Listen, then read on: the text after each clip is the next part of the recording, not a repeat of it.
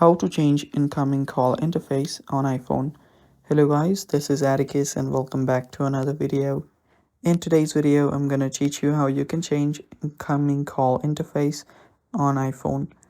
So without any further ado, let's dive right into it. So to change incoming call interface on your iPhone, you'll first need to head over to your settings. On your settings, scroll down till you find the apps option, head over there and go to the phone app. Search for phone app and open that up. After you open up your phone app, what you'll need to do is head over to incoming calls.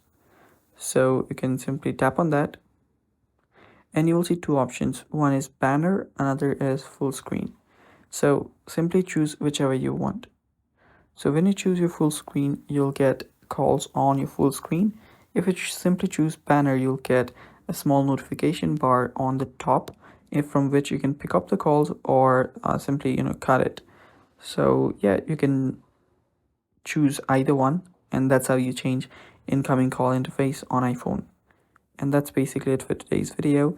Thanks for watching. Stay tuned for more upcoming tutorial videos, and bye bye. Take care.